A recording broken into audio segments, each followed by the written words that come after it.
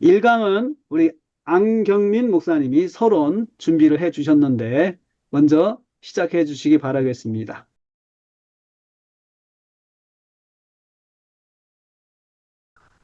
먼저 서론 부분에는 구약 성경과 구약 신학 사이의 통일성에 대해서 이야기하고 있죠. 성경은 계시의 산물이라고 불려지죠. 계시라는 것은 하나님께서 자신을 드러내신 거잖아요. 원래 하나님은 인간에게 자신을 드러내시고 인간은 하나님이 자신을 드러내신 만큼만 알게 되어진다는 것이죠. 우리가 사실은 하나님이 자기 자신을 드러내신 성경 외에 하나님을 알 수 있는 방법이 없다는 것이죠. 그래서 이 성경은 하나님이 자신을 드러내신 계시의 산물이다 라고 이해하면 되는 것이고, 그리고 언약신학에서 성경은 하나님의 언약의 기초에서 하나님이 자신을 드러내셨다라고 이해하는 거죠.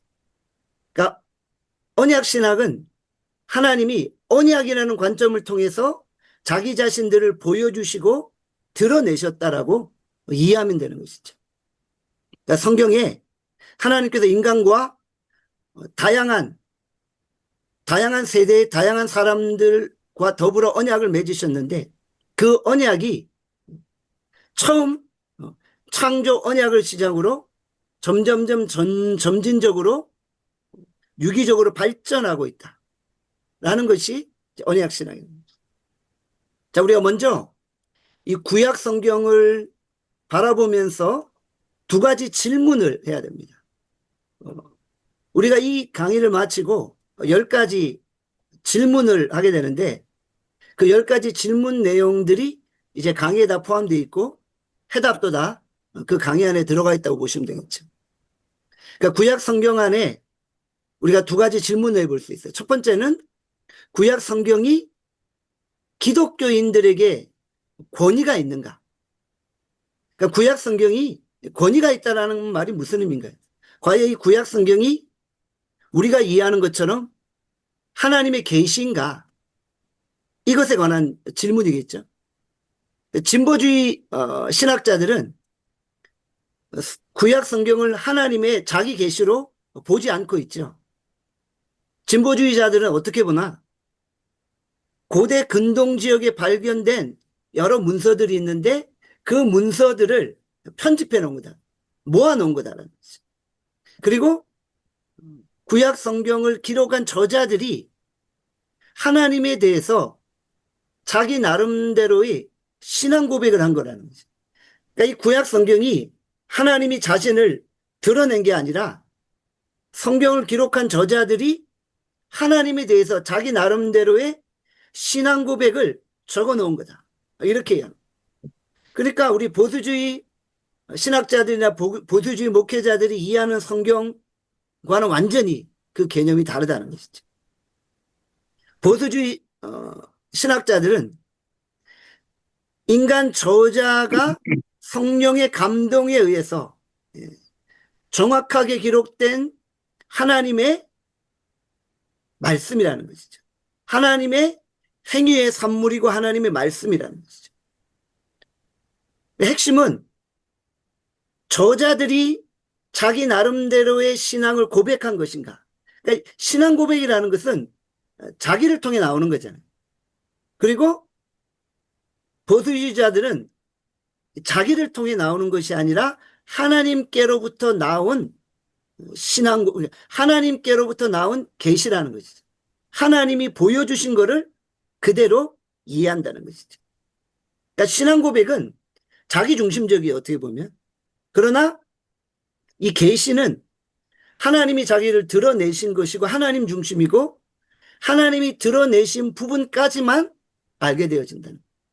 그래서 우리가 뭐 이단을 이야기할 때 뭐 기도하면서 뭐 영감 가운데 뭐 하나님이 계시를 받았다라는 그런 이야기들 하잖아요. 그것은 하나님께서 자기를 드러내는 그런 과정이 아니라 자기 자신이 느끼는 그런 감정이라는 것이 완전히 그 개념이 다르다는 것이죠.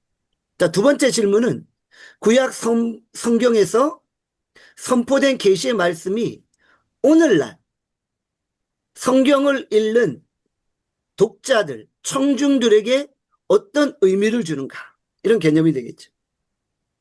그러니까 어떤 분들은 구약 성경을 읽으면서 왜 우리가 이스라엘의 역사를 공부하냐, 왜 우리가 이스라엘 역사를 이해해야 되냐, 이렇게 질문하는 경우가 있어요.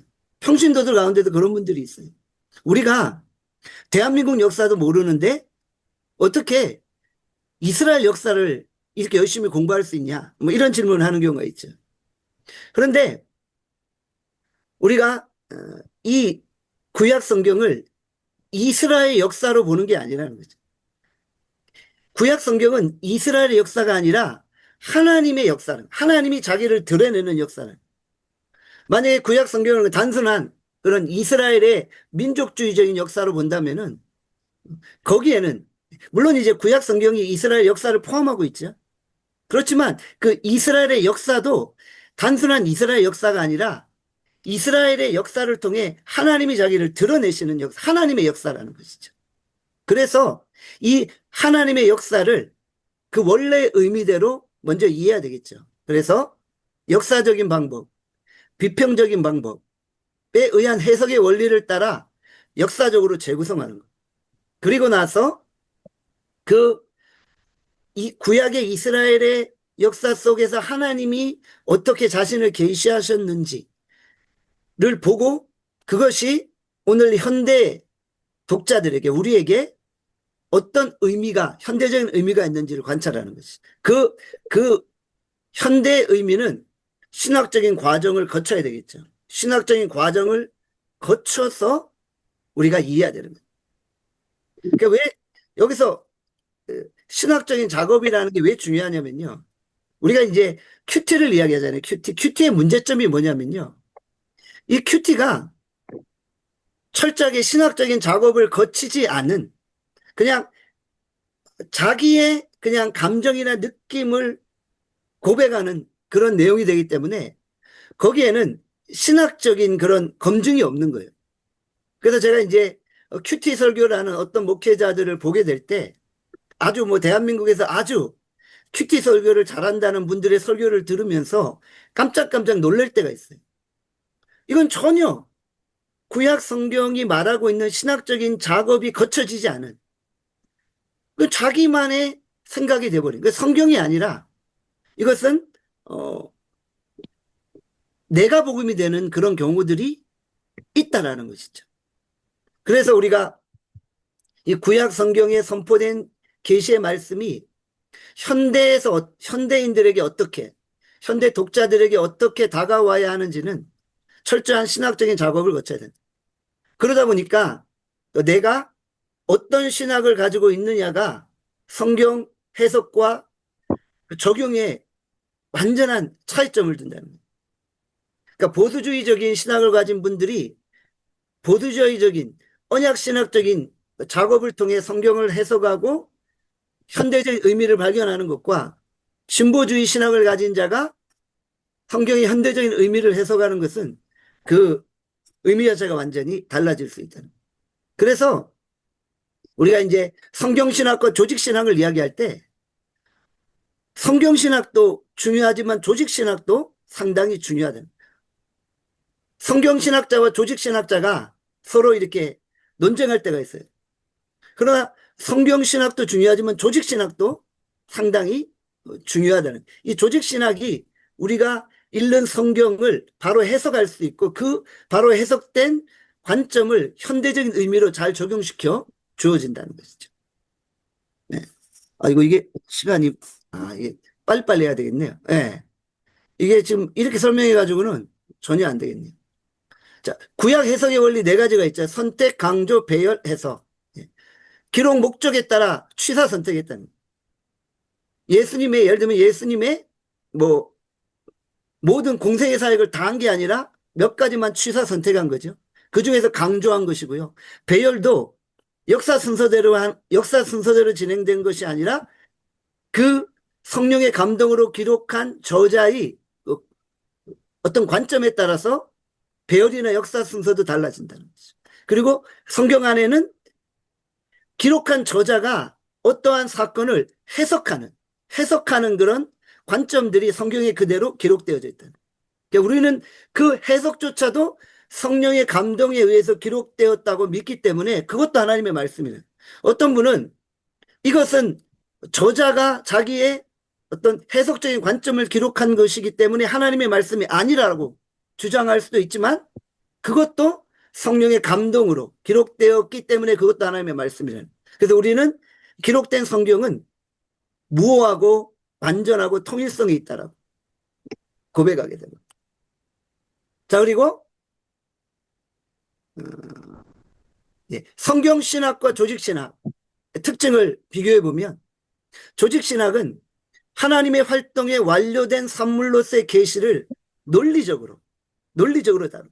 그러니까 이 조직신학이 사실은 성경신학으로부터 왔죠. 그러니까 예를 들면 하나님의 완전성이 하나님의 비공유적 속성, 인간과 다른 비공유적 속성을 이야기하면서 하나님의 완전성을 이야기할 때 이 완전성은 성경에 하나님이 이렇게 완전하시다라는 다양한 사건이나 말씀을 요약해서 하나의 조직신학적인 이론으로 세운 거잖아요. 그래서 그 논리를 다루는 부분이고요. 성경신학은 구약, 신약 성경 안에 기록된 역사적인 다양한 진술들을 연구해서 그 진술들의 중심부의 통일성을 갖게 하는, 이 통일성을 찾게 하는 그런 개념이라는 것이죠. 그래서 성경신학은 성경의 통일성과 다양성을 연구하게 되어진다는 것이죠. 자, 그리고 이제 모형론 같이 한번 보겠습니다. 자, 모형론적인 성경 해석 방법. 모형론은 역사적 실제와 본문의 실제 사이에 상징주의적인 그런 개념을 가지고 있다. 그리고 예언적인 방법이고 예표적인 방법이고 구속사에서 예언과 성취의 패턴을 반복적으로 설명하고 있다. 그러니까 모형론이라는 게 구약의 어떤 역사에서 실제적으로 일어난 사건을 보여주고 있고 이 사건이 무엇을 상징하는가, 타이폴로지가 무엇을 실제화시키는가 이렇게 이해하게 되어진다는 것이죠. 자, 그리고 시간이 너무 없네요. 구약신학의 중심은 우리는 언약이다라고 이해를 하잖아요. 그런데 일부 신학자들은 구약신학에는 중심이 없다라고 주장해요. 폰나드 같은 사람은 구약신학에는 중심 주제가 없다라고 주장을 하고 있어요. 신약에는 하나님의 나라라는 중심 주제가 있다. 그런데 구약에는 중심 주제가 없다라고 폰나드가 주장하죠. 그러나 우리는 구약에 통일된 관점이 있는데 이것은 바로 언약이다. 구약 전체, 신약 전체는 언약이라는 중심 뼈대를 가지고 해석할 수 있다라고 이야기하죠. 그러면 구약의 중심 주제가 언약이 되는 이유, 바로 신약과 구약이라는 단어 자체에서 볼 수가 있다는. 구약이라는 단어가 Old Testament인데 이 테스트먼을 영어 성경이나 찾아보시면 그게 개약이에요. 구약할 때 Old Testament이 개약인 거예요. 그게 언약인 거예요. 신약도 신약, New Testament 할 때 테스트먼이 언약인 거예요. 그러니까 구약과 신약은 그 단어 자체로 옛 언약과 새 언약이다 라고 이해하면 된다는 것이죠. 그리고 성경은 여호와에 대해 추상적으로 말하지 않고 언제나 하나님의 백성과의 언약 관계에서 언급하고 있다는 것이죠. 그리고 언약은 고대 종주권 조약을 통해서 종주와 봉신 간의 관계를 표현해주고 있다는 것이죠. 신구약의 연속성을 부정하는 분들이 있죠. 진보주의 신학자들과 세대주의 신학자들은 신구약 사이에 연속성이 없다라고 주장을 해요. 진보주의 신학자들은 구약은 여러 종류의 신학이 있지 하나의 신학은 없다라고 주장을 해요. 세대주의자들은 보수주의 신학에 속하지만 신약 계시의 연속성이 없다. 불연속성을 주장하고 성경의 역사를 7세대로 구분하죠. 그래서 다 세대마다 분리되어진다. 연속되어지지 않는다라고 주장하는 것이죠. 신구약사의 연속성을 주장하는 분 루터파 언약주의 유기적 발전 모델이 있어요. 루터파는 율법과 복음으로 성경을 이해하잖아요. 그래서 이 율법과 복음이 계속적으로 병행되어진다라고. 언약 이론은 이 언약이 아담이 타락 이전의 언약과 아담이 타락한 이후의 언약으로 구분되어진다라고 주장하지만 이것도 잘못된 게 아담이 타락한 이후에 다양한 하나님이 인간과 언약을 맺으셨다는 것이죠. 그 언약이 아담과 맺은 언약, 또 아브라함과 맺은 언약, 또 모세와 맺은 언약, 이런 언약들이 반복되어지기 때문에 이 언약 이론도 부족한 점을 가지고 있다는. 그러니까 유기적인 발전 모델은 계시는 하나님의 주도와의 창조부터 종말까지 직선적으로 반복적인 나선 형태로 언약이 점진적으로 확대되어진다. 뭐 안식의 원리를 예를 들어도 이 안식의 원리가 점점적 발전, 안식일, 안식년, 희년, 가나안 땅, 그리스도, 영원한 나라라는 개념으로 계속 반복되어진다라고 보시면 되어진다는 것이죠. 자, 세대주의자들의 특징, 계시를 연속성 있게 바라보지 못했다는, 계시의 불연속성을 주장하죠. 그리고 성경 역사를 7세대로 구분하고 있고 하나님이 각 세대마다 다른 구원의 길을 제시해 주셨다는, 그러니까 구원의 길이 다 달랐다는 것이죠. 그러니까 언약 신학에서 말하는 그 신구약의 통일성을 깨어버리는 것이죠. 예, 이렇게 보시면 될 것 같고. 그리고 세대주의자들도 점차 변화되어져 갔다는 것이죠. 고전적 세대주의자들은 이스라엘과 교회를 분리했죠. 그래서 이스라엘과 교회를 구분해서 이스라엘은 지상의 백성이고 교회는 천상의 백성이다라고 구분해 놓고, 수정주의 세대주의자들은 언약이 중요한 개념을 가지고 있다라고 이해를 했다는 것이죠. 그러니까 언약 신학을 상당 부분 수용했어요. 그러나 그들도 여전히 보완점이 있는데 바로 아브라함의 언약의 중심이었던 땅 약속이 문자적으로 이루어져야 된다라고 주장하고 있었다는 것이죠. 그러니까 점진적 세대주의자들도 언약 신학자들의 그런 언약 이론들을 많이 수용하고 보완했는데 그들 역시도 땅 약속, 아브라함의 땅 약속에 관해서는 여전히 의견을 달리하고 있다라는 것이죠. 예, 언약 신학 한번 보도록 하겠습니다. 자, 언약 신학은 하나님이 인간과 맺은 주권적인 약속이고요. 하나님이 인간에게 일방적으로 찾아오셔서 맺은 언약이라는.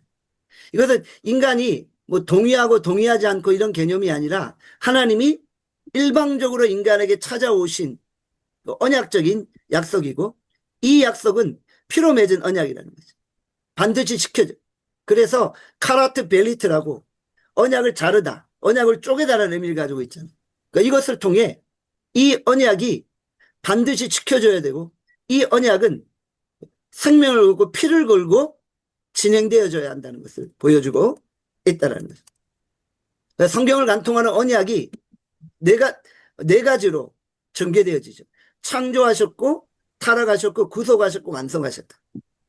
성경의 두 가지 핵심은 사실 타락과 구속이는, 타락했고 구속하셨다는 거죠. 그런데 거기에 이제 조직신학적인 관점을 추가해서 창조, 타락, 구속, 완성되어집니다.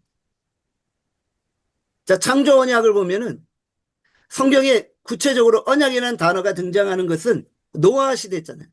노아 시대 하나님이 언약을 맺으셨다고 말씀하셨잖아요. 그러나 노아 이전에도 여전히 하나님은 인간과 언약을 맺으셨다는 것이죠. 그 근거가 되는 것이 호세아 6장 7절이죠. 아담처럼 언약을 어겼다는, 아담에게도 언약이 주어졌어요. 아담 언약이 있었음을 성경은 보여주고 있다. 그리고 예레미야 32장 20절 같은 경우 창조 때 언약을 낮에 대한 나의 언약과 밤에 대한 나의 언약을 언급함을 통해 이미 노아 이전에도 언약이 있었음을 보여주고 있다는 것이죠. 창세기 1장에서 3장 사이에 아담이 하나님과 맺은 언약을 파기하게 되죠. 그러니까 창세기 1장에서 3장 사이에 언약이라는 단어는 등장하지 않아요. 그렇지만 그곳에 여전히 언약의 두 당사자들의 언약이 등장하고 언약의 규정이 등장하고 언약의 파기와 언약의 표징이 나타나고 있다. 네 가지로 나타나고 있다는 것이죠. 우리가 이제 김영 교수님과 수업하던 시간에 텔파리의 비문에 대해서 우리 여러 번 언급을 했잖아요. 테문은 모양, 첼렘은 형상이라는 거죠. 이 모양은 왕이 신에게 탄원하는, 경배하는 그런 개념을 언급하죠. 그래서 수직적인 관계이고, 또 이 첼렘 형상은 왕과 신민 사이의 수평적인 관계를 언급하는 것으로 이해하게 돼요. 예, 쭉, 예. 제가 이제 한 1, 2분만 더 하겠습니다. 쭉 오는 거 보세요. 예. 창조 언약과 구속 언약에 대해서 이야기해요. 자, 창조 언약에는 두 가지 규정이 있습니다. 일반 규정과 특수 규정이 있어요. 일반 규정은 무엇일까요? 일반 규정은 노동, 결혼, 안식이라는. 하나님이 인간을 만드시고 노동을 허락하셨고 결혼을 허락하셨고 안식하게 하신 것이죠. 그러니까 특수 규정은 무엇입니까? 선악과를 따먹지 말라는 금지 명령이었죠. 그런데 이 명령이 파기되어진 것이죠. 그래서 이제 구속 언약이 등장하죠. 구속 언약은 점진적인 유기적인 발전 모델을 이루고 있고, 이 구속 언약은 종교 명령과 밀접한 관계를 맺고 있다라는 것이죠. 그래서 하나님과의 관계가 깨어지면서 하나님의 다스림도 깨어졌어요. 그러나 이 계시는 계속적으로 점진적으로 발전하고 하나님의 통치가 이루어지며 하나님의 나라가 완성되어진다는 것이죠. 하나님이 인간과 언약을 맺으셨어요. 인간이 죄로 말미암아 그 언약이 파기되었어요. 그러나 하나님은 언약이 파기되어졌다고 해서 하나님의 언약이 완전히 끝난 게 아니라 그 파기된 그 순간 하나님은 계속해서 그 언약을 점진시켜 나가신다. 하나님은 구속 언약이라는 인간에게 구원의 새로운 방편을 허락하셔서 인간을 점진적으로 구원해 내시면서 하나님의 나라를 완성해 가신다는 것이죠. 그래서 세대주의자들은 이스라엘과 그 교회, 이스라엘 백성들과 교회 시대의 하나님의 백성들을 구분해 놨는데 이게 구분되어지는 것이 아니라 언약을 통해서 점진적으로 발전되어지는 것을 보시고요. 그리고 창조 언약이 보완되어져서 구속 언약이 등장하죠. 이 구속 언약은 세대마다 다양성 있게 등장하지만 이 다양성은 언약이라는 통일성을 중심으로 이루어지게 된다는 것이죠. 사도 바울도 로마서 5장에서 아담 언약이 예수 그리스도를 통해 성취되어졌다라고 선포하고 있다는 것이죠. 제가 질문을 이제 5개 만들었거든요. 10개. 제가 이제 1, 2분만 하겠습니다. 자, 구약 성경을 보면서 우리가 고민해야 할 두 가지 질문은 무엇입니까? 두 가지 질문. 해답은 구약 성경이 기독교인들에게 권위가 있는 것인가? 구약 성경에서 선포된 계시의 말씀이 기독교인들에게 어떤 의미를 주는가? 이 두 가지 질문이죠. 구약 성경의 기록 원리 4가지는 선택, 강조, 배열, 배석. 모형론적 해석 방법을 설명하라. 역사적인 실제와 본문적 실제 근거한 상징주의. 예언적 방법이자 예표적 방법. 구속사의 예언, 성취의 패턴 반복. 이런 거겠죠. 신구약 성경사에 연관성이 없다고 주장하는 사조는 진보주의 신학자들과 세대주의 신학자들. 세대주의 신학의 특징은 계시의 불연속성, 성경 역사를 7가지로 구분함. 모든 성경을 문자적으로 해석하고 하나님 나라와 하늘나라를 구분한다는. 언약의 정의, 하나님이 인간과 맺은 주권적인 입장, 하나님이 먼저 인간에게 찾아오셔도 주권적으로 맺은 약정이라는. 자, 7번, 성경에서 언약이라는 단어가 처음 등장한 것은 노아 시대였죠, 노아. 창세기 6장 8절. 그런데 그 전에도 언약은 존재했다는. 구약의 여러 가지 근거를 통해 그 전에도 언약이 존재했음을 알 수 있다는. 근거가 호세아 6장 7절, 예레미야 32장 20절 뭐 등등 등장합니다. 9번, 창조 언약에서 인간의 이중적인 언약 관계는 무엇입니까? 수직적인 관계, 종교 명령이죠. 수평적인 관계, 문화 명령. 이 문화 명령을 인간과 그 관계에서 이루어지는 것이고, 수직적인 관계는 하나님과 인간 사이에 이루어지는 것입니다. 창조 언약에서 두 가지 규정은 일반 규정, 특수 규정. 일반 규정은 노동, 결혼, 안식. 특수 규정은 선악과를 따먹지 말라는 금지 명령입니다. 여기까지 하겠습니다. 오셨습니다. 감사합니다. 네, 감사합니다. 수고하셨습니다. 첫 테이블 끊어. 수고하셨습니다.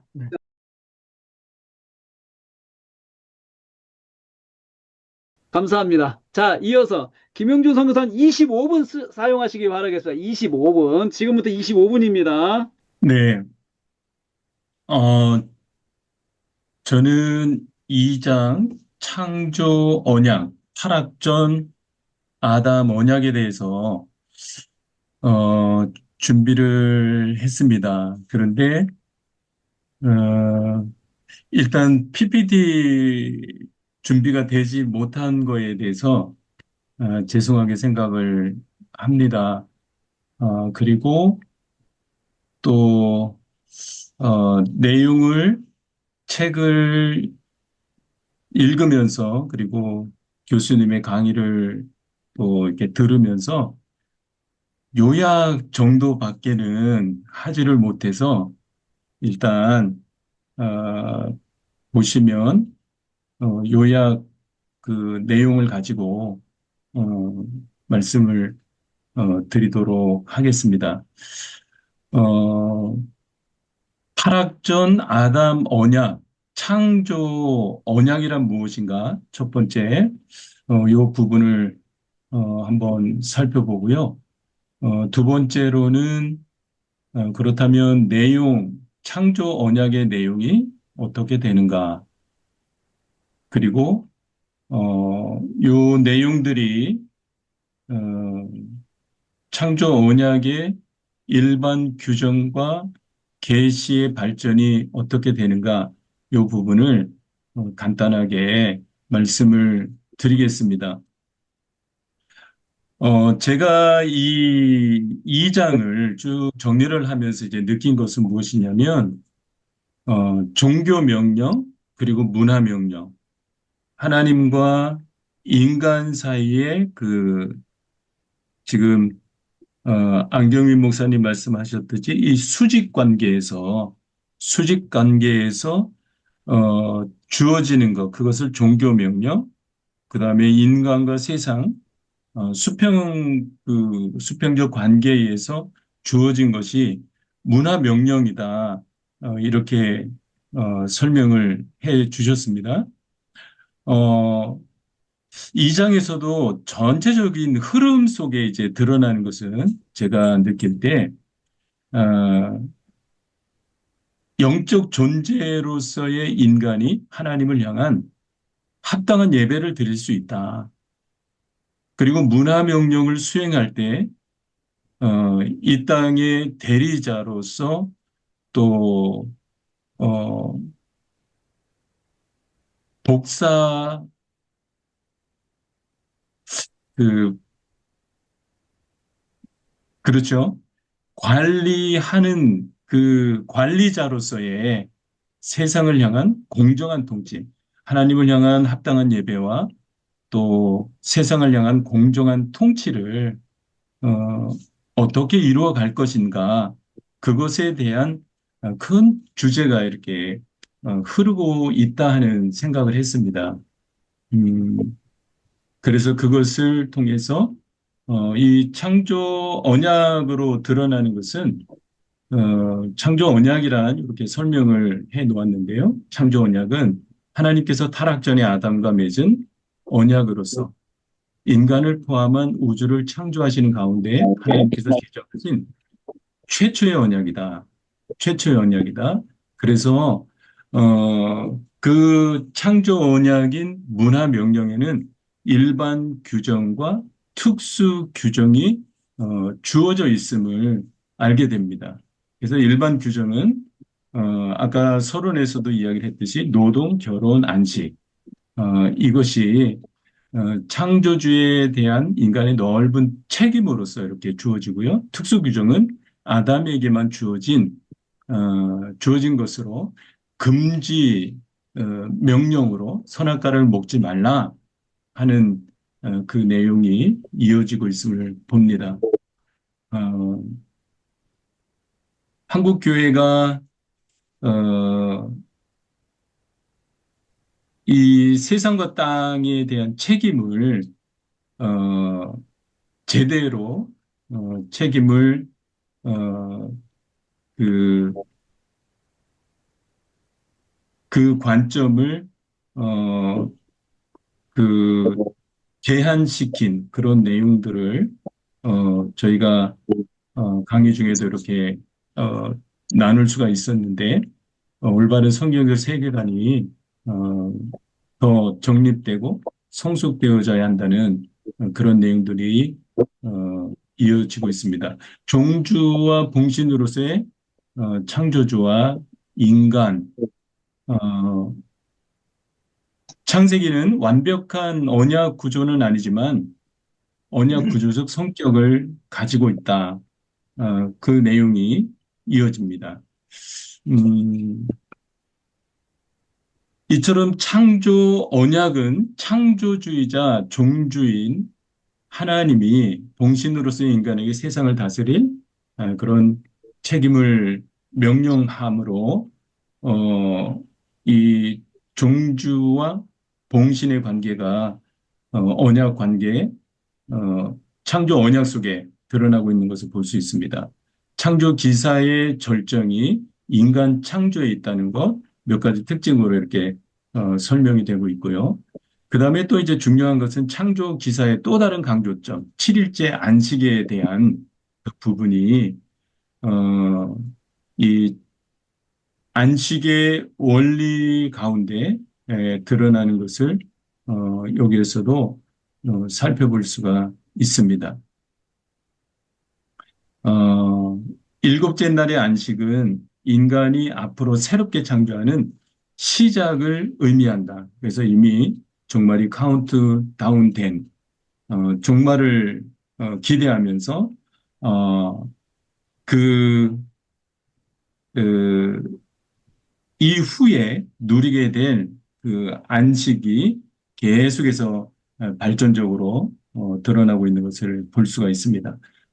창조 언약의 내용으로 이제 살펴볼 수 있는 것은 음, 하나님께서 자신의 모양과 형상으로 인간을 창조함으로 자신과 피조물인 인간 사이에 독특한 관계를 세우셨는데 그 관계가 인간에게 주신 창조 명령으로 나타나고 있음을 볼 수 있고요. 어, 이 창조 명령을 통해서 하나님은 그 삶과 죽음의 약정을 인간과 주권적으로 세워가시는 것을 볼 수가 있습니다. 그래서 이것을 창조 언약은 일반 규정과 특수 규정으로 이렇게 나누게 되는 것을 볼 수가 있습니다.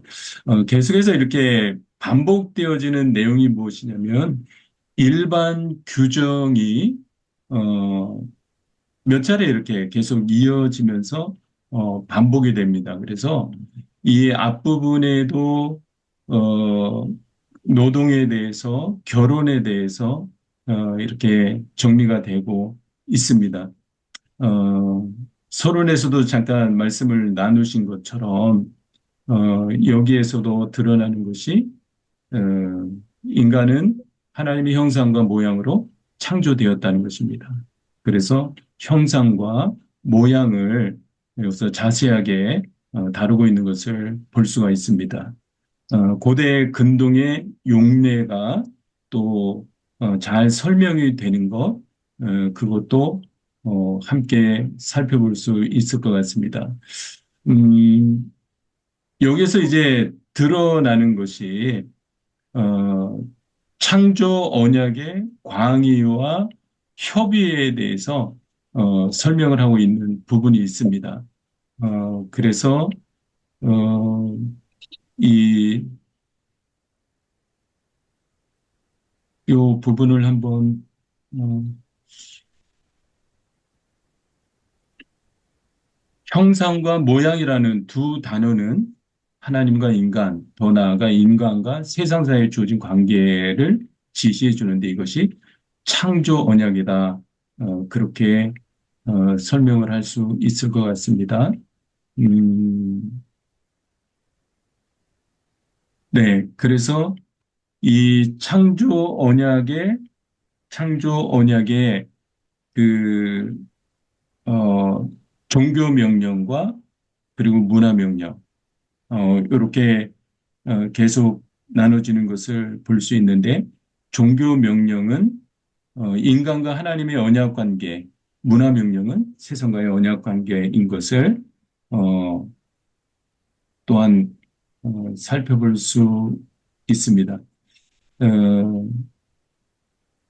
문화 명령에 나타나는 것, 세계의 규례, 노동, 결혼, 안식으로 나타나고 이것을 창조 언약의 협의로 규정을 할 수가 있을 것 같습니다.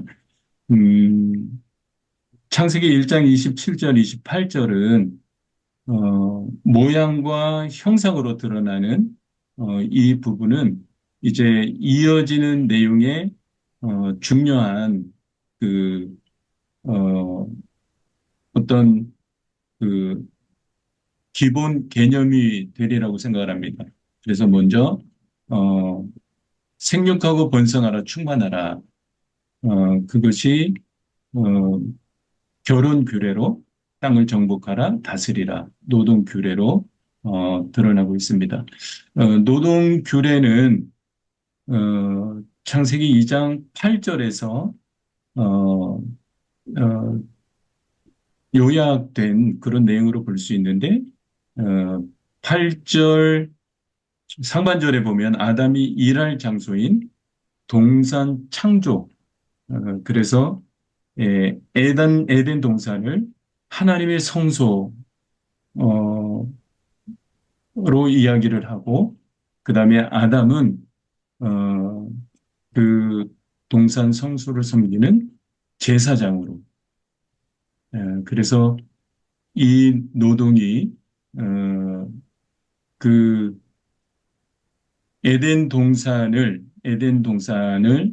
어, 에덴 동산을 확장해가는 그런 개념으로 계속 나타나고 있습니다.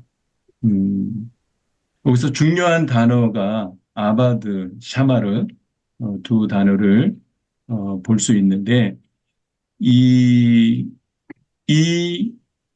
두 단어의 이 주어지는 의미를 통해서 인간에게 주어진 사명을 어, 살펴볼 수 있습니다.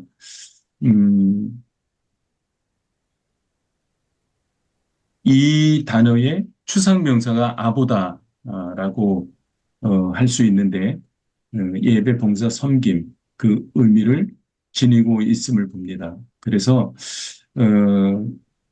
이 창세기 저자가 의도적으로 인간의 노동을 아바드, 샤마르 두 동사로 표현하면서 하나님을 향한 합당한 예배와 그리고 세상을 향한 공정한 통치 이것을 담아내고 있음을 볼 수 있습니다.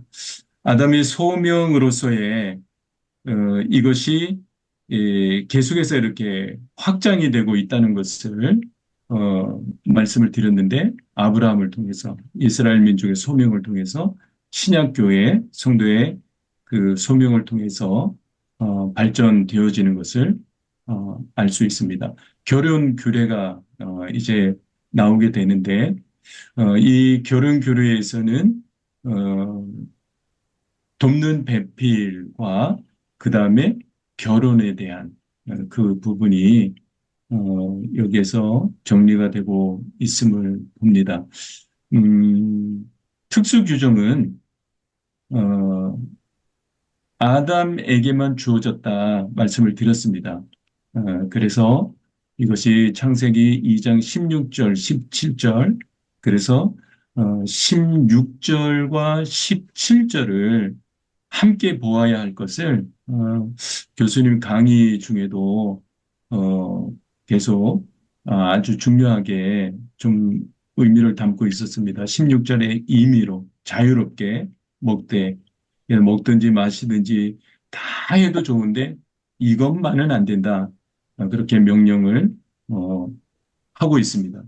그래서 그 금지 명령을 주신 두 가지 이유는, 첫째, 금지 명령은 창조주와 피조물의 구분. 둘째는 하나님의 뜻으로 주어진 법, 어, 법에 대해서 이야기를 하고 있음을 봅니다. 그래서 하나님의 뜻에 대한 넓은 그 의미를 알 때 그 법이 주어진 법의 해석을 어, 넓게, 폭넓게 할 수 있음을 내용 가운데 주어집니다.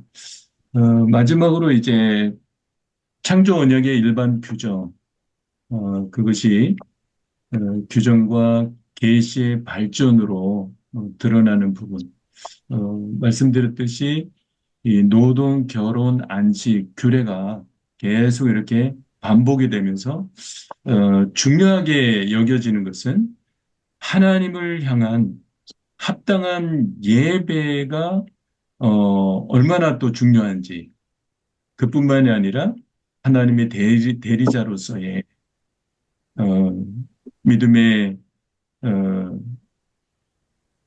여정을 여정을 어, 감당하면서 어, 세상을 향한 공정한 통치를 이 노동과 결혼과 안식의 규례를 통해서 어, 그 삶의 자리, 또 믿음의 그 현장에서 이것을 어떻게 이뤄내는가 하는 부분이 매우 중요하게 드러나고 있는 것을 볼 수 있습니다. 음, 그래서 노동 규례와 계시의 발전, 이것도 또 이렇게 반복이 되는 것을 볼 수 있거든요. 그래서 하나님을 마땅히 섬기고 사랑해야 하는 종교 명령을 지닌 인간이 세 가지의 특징으로, 그래서 인간이 어떻게 만들어졌고 영적 존재가 되었는지 그 의미를 쭉 담습니다. 그리고 다시 한번 아바드라는 그 의미를 노동, 섬김, 예배의 의미를 담고 있는 이 의미를 70인역에서 라트레이아, 그 다음에 둘레이아, 포이에오, 요 세 가지의 의미를 담아서 공적 예배와 사적 예배의 의미를 삶 속에서 일상 속에서 어떻게 하나님을 섬기는 그 믿음의 삶을 살 것인가, 이 부분이 매우 중요하게 다뤄지고 있음을 봅니다. 음, 이 가운데서도 이제 죄로 인한 이 소명이 또 중단되어지고 범죄로 인해서 방향성을 잃어버린 하나님 없는 문화가 어, 문화가 더 이렇게 드러나는 그 속에서, 그러면 어떻게 그 어, 사적 예배인 삶으로 그 하나님의 그 뜻을 어, 이루어 갈 것인지, 어, 하나님과의 합당한 예배, 또 어, 예배를 잃은 인간이 세상을 향해서 공정한 통치를 이룰 수 없는 그 속에서 그것을 또 극복해 가는 어, 넓은 의미의 어, 문화 명령으로서, 또 요셉을 삶 전체에서 하나님의 소명을 이루었던 요셉, 그리고 바울의 그 이어지는 설명으로 볼 수가 있습니다. 결혼 규례가 또 이어집니다. 신비다. 결혼이 신비인데 어, 또 질서가 있고, 그런데 죄가 들어옴으로 인해서 이 기본 구도가 왜곡이 되었고, 그로 인해서 여러 가지 그런 질서의 왜곡들, 또 성적 일탈들이 계속 드러나고 있는 것을 볼 수 있습니다. 그 속에서 교회의 회복은 가정이 성경적 그 모델로 세워지게 될 때 회복될 수 있음을 또한 알 수 있습니다. 안식 규례입니다. 안식이 쉼과 밀접한 관계가 있다. 안식은 또한 노동의 압제에서 건져주시는 하나님의 선물로 볼 수 있다.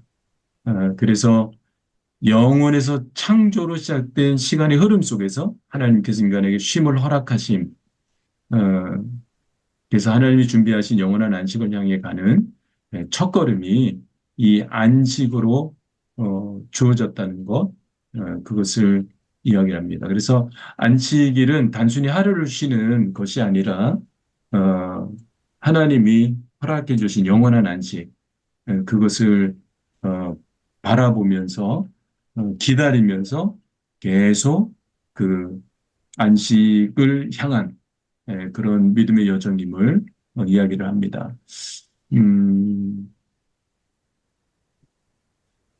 어, 이제 좀 마무리를 해야 될 것 같습니다. 그래서 이 안식이 확장되는 그 의미 속에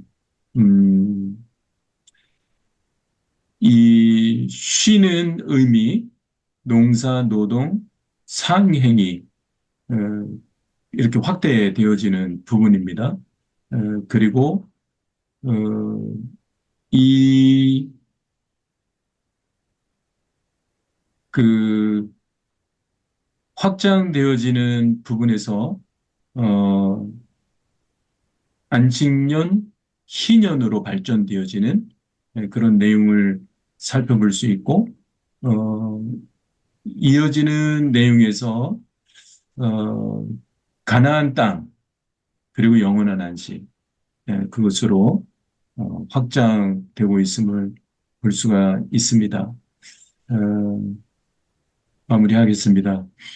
그래서 안식일의 의미는 창조 질서와 이후에 진전된 계시 발전에서 찾아야 한다. 안식은 타락 이후 계시의 점진성에 따라 하나님의 구원에 관련된 영육의 안식을 의미한다. 또 그리스도를 통한 구원으로 신자들이 누릴 평안을 가리키며 더 나아가 영원한 하나님 나라의 참된 안식으로 진전된다. 그래서 지금 주어지는 안식, 주일의 그 의미도 미래의 안식, 소망의 보증이 된다는 사실. 그래서 마지막으로 교수님 강의에서 그런 의미가 있었습니다. 주일을 주일답게 지켜나가는 그 큰 도전이 우리 앞에 놓여 있다. 그것이 요약하면서 제게 주어졌던 도전이기도 합니다. 네, 이상입니다. 네, 수고하셨습니다. 수고하셨습니다. 네, 감사합니다. 감사합니다. 고생하셨습니다.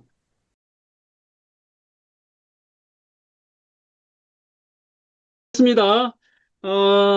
이제 제 3강은 구속언약에 대해서 조수민 목사님 발표해 주시겠습니다. 요약 발표해 주시겠습니다. 네, 3장입니다. 타락 후 아담 언약, 구속 언약의 시작인데요. 이 타락 후 아담 언약을 알기 위해서 우리는 성경에 그 두 개의 언약이 있다고 말하잖아요. 거기서 창조 언약을 우리가 알아야 왜 아담 이후에 구속 언약이 시작되었는지를 알 수 있게 됩니다. 그래서 성경에는 크게 두 개로 언약을 나눌 수 있는데 하나는 창조 언약이고 하나는 구속 언약이죠. 창조 언약은 말 그대로 창조 때 맺은 언약을 말합니다. 그리고 구속 언약은 인간이 타락한 이후에 맺은 언약을 말하죠. 그러나 이 창조 언약 아래에서 구속 언약은 개별적으로 나타난 것이 아니라 창조 언약 안에서 시작되었기 때문에 구속 언약은 창조 언약 안에서 함께 완성의 때까지 점진적으로 또 유기적으로 발전을 하게 됩니다. 네, 창조 언약에는 뭐 아까 1, 2장에서 다 살펴본 것처럼 일반 규정과 특수 규정이 있는데 이 창조 일반 규정은 창조 세계에서 하나님께서 변하지 않는 하나님의 원칙으로 우리에게 주신 것, 그러니까 모든 인간에게 주어진 것이죠. 그건 바로 노동과 결혼과 안식 규례입니다. 그리고 특수 규정으로는 아담에게만 주신 것입니다. 그것은 우리가 창세기 2장 16절, 17절에서 말씀하신 건데 선악과를 먹지 말라라는 하나님의 명령이죠. 이 특수 규정은 아까 말씀드린 것처럼 독립적인 것이 아니라 또 이거 역시 일반 규정 안에 노동, 그런 창조 언약의 일반 규정, 그 노동, 결혼, 안식에 거기에다 첨가해서 주신 것이 특수 규정입니다. 이 특수 규정에는 두 가지 의미를 담고 있는데 하나는 이 금지 명령, 이 특수 규정은 하나님께서 주신 그 금지 명령은 창조주와 피조물의 구분이었던 겁니다. 그러니까 아무리 하나님께서 인간을 왕적 존재로 창조하였다고 하지만은 인간과 하나님은 분명한 구분이 있어야 되는 것이죠. 그래서 창조주신 하나님의 명령을 따라야 하는 것이 우리 피조물의 그 역할이라고 할 수 있습니다. 그래서 그렇고 두 번째 금지 명령은 하나님의 뜻으로 주어진 법입니다. 이 금지 명령 선악과를 먹지 말라는 것은 결국은 하나님께서 우리에게 주신 법이죠. 그래서 아담은 이 하나님의 법 뜻에 따라 살았어야 했습니다. 그러나 아담은 하나님의 금지 명령을 어기고 말죠. 그래서 아담이 특수 규정을 깨뜨리자 하나님은 이제 그때 구속 언약을 시작하시게 됩니다. 그 내용이 제1절 인간의 타락과 구속 언약인데요. 창세기 3장 14절부터 19절까지 말씀으로 이 구속 언약, 인간의 타락과 구속 언약이 나타나고 있습니다. 하나님께서 첫 번째로 인간이 타락하자 첫 번째로 언약을 맺으신 사건이 바로 아담 언약이죠. 이 아담 언약을 체결하셨습니다. 그리고 이제 하나님께서 이 인간이 타락했을 때 하나님께서 묻죠. 너희들이 왜 선악과를 먹었느냐 물었을 때 남자는 자신의 죄를 누구에게 먼저 돌려요? 여자에게 먼저 돌리죠. 그리고 여자는 또 사탄을 탓하게 됩니다. 그래서 그들은 인간은 참 하나님의 은혜를 기다리기보다는 일관된 거짓과 핑계를 대는 그 모습을 볼 수가 있습니다. 그러나 하나님은 사탄, 여자, 남자 순으로 그들은 남자, 여자, 사탄 순으로 자기의 죄를 거부했다면 하나님은 사탄, 여자, 남자 순으로 저주와 복을 말씀하고 계시죠. 그래서 인간의 타락과 구속에서 먼저 하나님께서는 사탄을 향해서 먼저 저주를 하십니다. 그 말씀이 3장 14절부터 15절 말씀인데요. 하나님의 저주 심판은 먼저 그 사탄의 도구였던 뱀에게 주어지게 됩니다. 그래서 14절 15절에 보시면 뱀은 배로 기어다니고 흙을 먹는 그런 존재로 이제 살아갈 그 저주를 받게 되죠. 그래서 인간의 죄악으로 인한 타락의 결과는 결국 인간뿐만 아니라 피조물 세계, 동물 세계에도, 피조 세계에도 영향을 미쳤음을 우리는 알 수가 있습니다. 그것을 바울 사도는 로마서 8장 21절에서 그렇게 말씀하죠. 우리 21절, 바라는 것은 피조물도 썩어짐의 종로를 타는 데서 해방되어 하나님의 자녀들의 영광의 자유에 이르는 것이니라. 피조물이 다 이제까지 함께 탄식하며 함께 고통을 겪고 있는 것을 우리가 아느니라. 인간의 타락으로 인해서 피조물까지 지금 고통을 겪고 있다는 사실을 알 수가 있습니다. 이렇게 인간의 타락으로 인해서 이제는 결국은 세계의 적대 관계가 만들어집니다. 먼저는 사탄과 여자의 관계죠. 창세기 15장이 사실 이번 타락의 주 요절인데 사탄과 여자의 관계가 적대 관계가 됩니다. 하나님은 사탄과 여자가 원수가 되게 할 것이라고 말씀을 하셨습니다. 그래서 그 이유는 여기서, 왜 하나님은 가정을 대표하는 남자가 아니라 여자를 사탄과 원수가 되게 하셨는가라는 질문을 우리가 할 수 있는데요. 그 이유는 여자가 먼저 꼬임을 받았기 때문이고, 또 하나는 구속이 사탄으로부터 또 인간을 구원할 후손을 낳을 자로서 여자의 역할에 맞췄기 때문이라고 할 수 있죠. 여기서 말하는 여자는 하와라는 이름을 통해서 여성됨을 나타나기도 하지만 자녀를 낳을 자의 역할에 초점을 맞추고 있습니다. 따라서 여성이란 단어는 모든 인간을 함축한다고 볼 수 있습니다. 곧 하나님은 사탄과 인간이 원수가 되게 하셨다라는 거죠. 그리고 두 번째의 적대 관계는 사탄의 후손과 여자의 후손이 원수가 되게 하셨습니다. 여기서 후손이라는 말은 째라라는 말인데 뿌리다라는 의미를 가지고 있습니다. 여기서 먼저 내 후손, 곧 사탄의 후손은 뱀을 말하기보다는 사탄의 후손을 말하고 있습니다. 요한계시록 12장 9절에 앳뱀, 곧 마귀라고 하는 사탄이라는 말씀 있잖아요. 천사를 꿰는 자라고 말하는데 이 사탄은 그리고 영적 존재이기 때문에 시집도 장가도 가지 않기 때문에 후손을 잉태할 수가 없죠. 그래서 이 사탄은 결국은 뱀을 말하기보다는 사탄의 후손을 말한다고 볼 수 있다라는 거죠. 그리고 여기서 이제 택함 받은 자와 택함 받지 않은 자라는 그런 의미가 나타납니다. 우리가 요한일서 3장 12절에 보시면 가인같이 하지 말라. 그는 악한 자에게 속하여 그 이 아우를 죽였으니 어떤 이유로 죽였느냐. 자기의 행위는 악하고 그의 아우의 행위는 의로움이라라는 말씀이 있는데 여기서 가인과 아벨은 하와에게서 태어났지만 영적으로는 다른 계보를 가지고 있죠. 그래서 우리가 이 계보를 잘 보면 택함 받은 자의 계보와 택함 받지 않은 자의 계보, 이렇게 택함 받지 않은 자의 계보는 짧게 나오고 택함 받은 자의 계보는 길게 나오는 것을 볼 수 있습니다. 그래서 결국은 두 후손의 대립은 이 계보를 통해서 우리가 알 수 있죠. 그리고 세 번째는 너와 그의 관계가 적대 관계가 됐다는 겁니다. 너는 아까 말씀드린 것처럼 사탄을 말하고 그는 후손으로 오실 그런 그리스도를 말하죠. 그 다음에 두 번째 하나님의 저주와 심판이 주어진 대상은 여자입니다. 여자를 통해서 여자를 저주하시고 심판하시는데 여자를 향한 저주 심판은 두 가지를 향하고 있습니다. 창세기 3장 16장에 보시면 먼저는 임신과 출산할 때 고통과 수고를 말씀하고 있어요. 여자에게 이르시되 내가 내게 임신하는 고통을 크게 더하리니 내가 수고하고 자식을 낳을 것이며 라고 말씀했지요.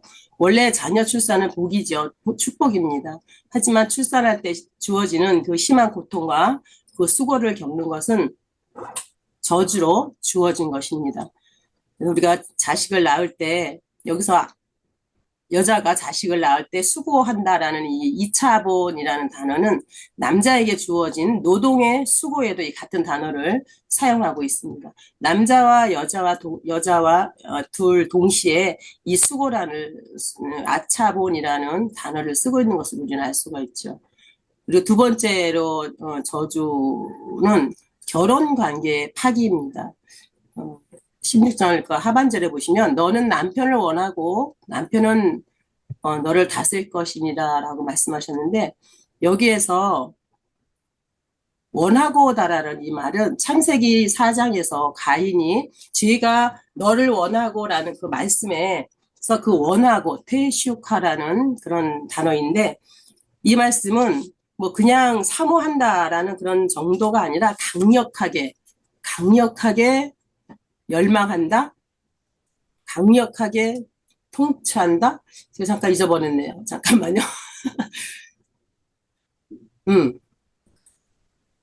그는 상대를 움켜쥐는 것, 강력하게 상대를 움켜쥐는 것을 원한다라는 단어, 테슈카라는 단어를 사용하고 있습니다.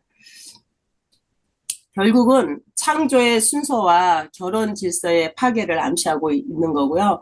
하나님은 가정을 만드실 때 책임자로 남자를 주셨는데 그리고 그 책임 아래에서 여자를 보호하도록 하셨죠. 그런데 불구하고 결혼 관계가 파기되는 그런 일이 벌어지고 말죠. 그리고 그 다음에 세 번째로 주어지는 심판 저주가 이제 남자를 향한 심판 저주가 일어납니다. 창세기 3장 17절부터 19절인데요. 역시 남자를 향한 저주도 두 가지입니다. 하나는 땅의 저주입니다. 17절에 보시면 땅은 너로 말미암아 저주를 받고 가시덤불과 엉겅퀴를 낼 것이다. 그렇게 말씀하는데 결국은 땅은 풍성한 열매를 맺도록 창조된 땅이었습니다. 그런데 이 죄의 타락으로 인해 죄로 인해서 결국 땅은 가시덤불과 엉겅퀴를 내는 그런 땅이 되고 말았습니다. 그래서 아까도 말씀드린 것처럼 바울이 그 땅의 저주를 로마서 8장 20절, 21절에서 피조세계에 대한 죄를 죄의 심판이라고 말씀을 분명히 하고 있죠. 그리고 또 하나는 창세기 3장 19절에 나오는 인간의 저주를 말하고 있습니다. 내가 흙으로 돌아갈 때까지 얼굴에 땀을 흘려야 먹을 것을 먹으리니라고 말씀하죠. 인간은 종신토록 얼굴에 땀을 흘리고 수고하여야 음식을 먹을 수 있는 그런 존재로 살다가 결국은 흙으로 돌아갈 것이라는 겁니다. 결국 인간에게 주어진 저주는 창조의 축복인 노동 자체가 아니라 양식을 얻기 위해서 생산하기 위해서 받는 심한 노동이 되었다는 거죠. 원래 노동은 하나님과 인간의 창조 규례였습니다. 그러나 인간의 저주는 양식을 생산하기 위한 심한 노동이 되고 말았던 거죠. 그리고 최종적으로 우리 인간의 저주는 흙으로 돌아간다는 사실입니다. 이 타락 후에 아담과 세운 그 언약은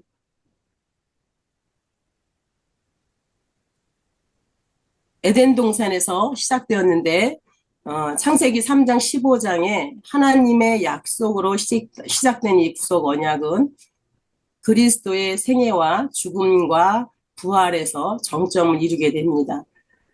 먼저 약속의 시작이 창세기 3장 15절 하나님의 약속으로 시작이 되죠.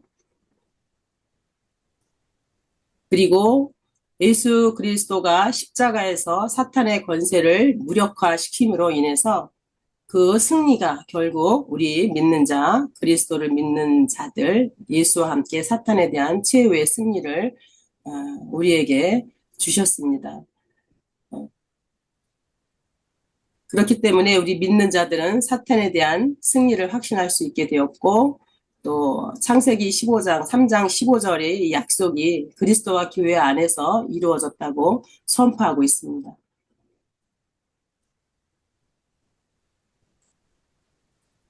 이렇게 에덴에서 시작된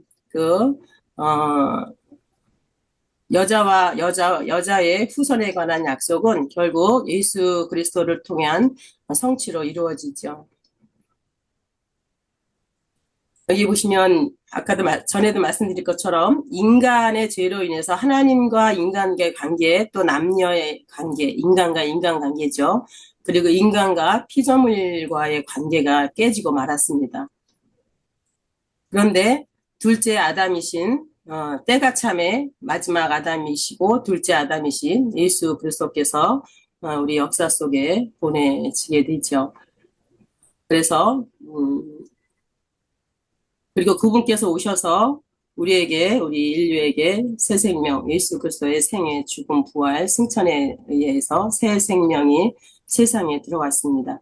이유는 하나님의 형상으로서의 정체성과 하나님의 대리 통치자로서의 사명을 우리에게 회복시키기 위해서 주어진 것이죠. 그러나 결국 불순종으로 인해서 죄가 세상에 들어왔고 타락한 인간은 하나님과의 관계가 깨지고 맙니다. 그로 인해서 세상에 대한 인간의 통치권은 상실되고 말죠. 그래서 결국은 하나님은 우리 인간을 구속하시기 위해서 언약을 체결하시게 됩니다.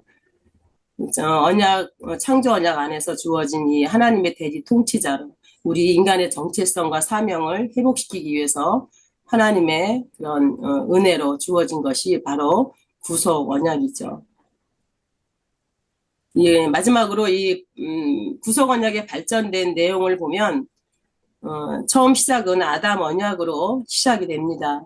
그것이 이제 노아 언약에서는 이제는 이 창조 언약의 보존을 언약하시죠. 그리고 아브라함 언약에서는 땅과 씨와 땅을 약속하시고, 또 다윗 언약에서는 율법과 장막을, 또 모세 언약에서는 통치와 예배를 언약하십니다. 그리고 결국 새 언약에서 모든 언약이 완성이 됩니다. 이렇게 언약의 발전이 이루어지면서 이 아담 언약에 시작된 구속 언약은 이제 개별적인, 아까 시작할 때 말씀드린 것처럼 구속 언약은 개별적인 것이 아니라 창조 언약 안에서 함께 점진적이고 유기적으로 나선형을 그리면서 이렇게 발전해 간다는 사실입니다. 그리고 예수 그리스도를 통해서 완성이 되죠. 우리 이 마지막 말씀 함께 읽고 마치겠습니다. 시작. 한 사람의 범죄로 말미암아 사망이 그 사람을 통하여 왕노릇하였음은 더욱 은혜와 의의 선물을 넘치게 받는 자들은 한 분 예수 그리스도를 통하여 생명 안에서 왕노릇하리로다. 그런즉 한 범죄로 많은 사람이 정죄에 이른 것 같이 한 의로운 행위로 말미암아 많은 사람이 의롭게 하심을 받아 생명에 이르렀느니라. 아멘. 감사합니다. 수고하셨습니다. 막간을 이용해서 우리 총장님께서 강의 중에 이 발전된 내용에 대한 이 간단한 그 정리를 해주신 게 있거든요. 제가 그걸 쇼트로 정리했는데 한번 잠깐 머리 식히면서 쇼트를 잠깐 보시겠습니다. 자, 제가 공유하겠습니다.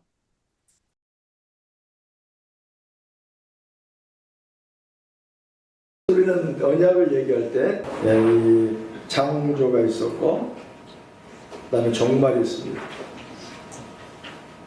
그래서 인간이 이 창조 종말까지 하나님의 계시가 확장됩니다. 점진적 유기적 확장됩니다. 근데 인간이 범죄함에 따라서 구속 언약을 주십니다. 외곽에 있는 것은 창조 언약이고 그 다음에 내부에 있는 건 구속 언약입니다. 그래서 언약은 두 종류다. 창조 언약과 구속 언약 둘 다 창조에서 종말까지 갑니다. 중간에 사라지잖아요. 창조 언약은 세상과의 관계입니다. 세상 관계는 세상이 종결될 때까지 살아있고, 문제는 하나님과 인간과 사이의 방향성을 깨뜨려 종교 명령을 잃어버립니다. 근데 그 종교 명령이 구속 언약 속에 살아옵니다. 그래서 하나님은 구속 언약 속에서 우리에게 아담의 언약, 타락 이후의 아담의 언약, 그 다음에 노아 언약, 그 다음에 아브라함의 언약, 모세 언약, 다윗 언약, 그리고 새 언약이 나옵니다. 그래서 구속 언약 속에 6개 언약이 있습니다. 타락 이전에 창조 언약이 있었지만 그 창조 언약은 세상과 관계 속에 창조 구도는 계속 이어져 나와 있고, 인간이 범죄하에 따라서 하나님은 종교 명령 회복해 나가는 계시적 흐름에서 6개 언약이 존재했다고 말합니다. 이 그림이 정확하면 그 다음부터 해석이 가능한. 그래서 이 그림 속에는 두 가지 장점이 있습니다. 하나는 성경 언약의 통일성이 강조되어 있습니다. 종말에서 종말까지 통일된 흐름입니다. 점진적이고 유기적으로 발전합니다. 또 다른 장점은 다양성을 손대고 있습니다. 각 다양한 언약들을 손대고 있습니다. 하나 좋은 예를 들면 나중에 우리가 살피게 나옵니다만, 출애굽기 16장에서부터 18장까지 출애굽을 하고 3개월 동안 광야를 건너 시내산까지 갑니다. 사건이 많이 일어나죠. 물 문제, 고기 문제, 권위 문제, 계속 원망과 불평이 많아요. 근데 하나님은 한 번도 그들을 죽이지 아니하시고 계속 말씀으로 그리고 해결해 주십니다. 그 5개 사건이 계속 연kop해 일어납니다. 모세 권위 문제까지. 그런데 민수기를 넘어가면 고기 먹었다고 하나님 징계하십니다. 그래서 왜 먹는 게 이 풀밖에 먹지 못해 우리가 애굽에서는 뭐 수박도 먹고 뭣도 먹고 뭣도 먹고 그래서 하나님께서 원망하는 그들에게 메추라기를 낮게 날아 주어서 잡아먹게 합니다. 근데 그 중에 재미난 묘사가 나옵니다. 우리도 개가 밥을 먹으면 함부로 손대지 않습니다. 근데 지금 밥을 먹고 있는 그들을 하나님 징계해 버립니다. 징계 묘사가 재미나는 거죠. 거기가 이빨 사이에 끼었더라. 지금 먹고 있는 사람을 하나님 치셔버립니다. 자, 그러면 질문이 나와요. 왜 출애굽에서는 똑같은 문제로 징계 안 했는데 민수기에서는 왜 징계하시죠? 다시 말하면 언약의 다양성입니다. 여기는 왜 여기 이럴까? 좋은 답은 법을 주기 이전하고 법을 준 이유가 틀립니다. 그러니까 법이란 게 뭐가 잘못됐다는 걸 보여주는 거고 또 잘못되면 징계가 들어옵니다. 그러니까 분명히 법은 깨닫게도 해주지만은 정죄의 기능도 함께 있습니다. 그 부분이 시대 구분을 잘 표현해주는. 그래서 언약은 통일되어 있는데 시대의 흐름 속에 다양하게 발전되어 나오는데 특별히 구속 언약은 6단계를 거쳐서 매번 발전합니다. 6개 언약이 서로 분리된 언약이 아닙니다. 앞서 주어진 언약 위에 점점점 커져나갑니다. 그래서 그림도 제가 확장시켜 놓은. 자, 이 그림을 이쪽에서 바라보면 이 그림을 이쪽에서 이쪽으로 바라보면 원이 2개가 보입니다. 하나는 창조 언약의 큰 그림으로 그려본 요 세상의 큰 원이 보입니다. 그리고 또 하나 원이 보이죠? 구속의 원이 보입니다. 큰 원은 세상의 문제입니다. 작은 원은 교회의 이야기입니다. 다시 한번 세상과 교회를 구분시키면 안 됩니다. 그 유명 한국은 불교 영향이나 샤머니즘 영향권이 강하기 때문에 이거 이원화시키려고 합니다. 종종 우리는 이런 기도가 세상 속에 살다가 교회 방주에 왔습니다. 그럼 세상은 하나님과 관계가 없는 거죠? 아니죠. 세상도 주님이 우리를 통해 다스려요. 근데 문제는 하나님과 관계를 잃어버린 사람들이 다스리다 보니까 세상은 부패하기 짝이 없어요. 그 부패하는 세상에 하나님과 관계된 사람이 들어가서 서서히 변화시키는 게 하나님의 나라인데 현재 우리 교회는 교회당 하나 건설하고 교회당 내 몸을 다 해결해 버립니다. 우리 교회에 많은 장로들이 교회당 하나 건축해놓으면 할 일 다 끝나버립니다. 선교도 필요 없고 아무것도 필요 없고 교회당만 유지하면 됩니다. 그러다 보니까 교회가 세상을 유리된 존재가 되어버렸습니다. 그런 점에서 언약의 관점의 넓은 의미의 세상과 교회, 어떻게 우리가 세상을 교회를 통해서 우리가 통치해야 되는가 하는. 그러나 이걸 과격하게 해가지고 누구처럼 아예 모든 걸 기독교로 만들자는 의미는 아니죠. 완전한 선한 영역이 되려면 주님이 재림할 때가 이루어지지 않습니다. 왜? 아직 우리가 부활의 육체를 입지 않았기 때문에 우리가 의로운 일을 하더라도 인간의 육체 때문에 자주 넘어질 수밖에 없는. 그러나 성경이 얘기하는 궁극적 얘기는 주께의 방향성을 회복된 주의 종들이 정치, 경제, 문화 속에 들어가서 서서히 변화해 나가는. 그러면 목사는 뭐 하는 거냐? 이들을 훈련한 사람들입니다. 훈련의 세상에 파송시키는 주체들입니다. 네, 그런 점에서 교회의 기능도 상대 생각해 볼 수가 있습니다.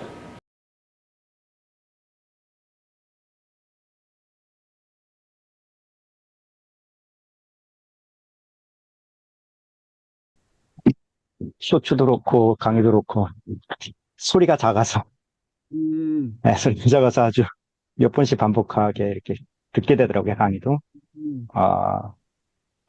저는 이제 책을 중심으로 요약을 함과 동시에 또 목사님이 얘기했던 4가지 정의, 내용, 이유, 그다음에 발전된 부분들 중심으로 다시 재편집하니까 이제 능력이 안 돼서 좀 힘들었어요. 힘들었는데 하는 데까지 했고요. 다만 PPT 저도 못 만들어서 성교사님이 사과하신 것처럼 저도 사과를 미리 드립니다.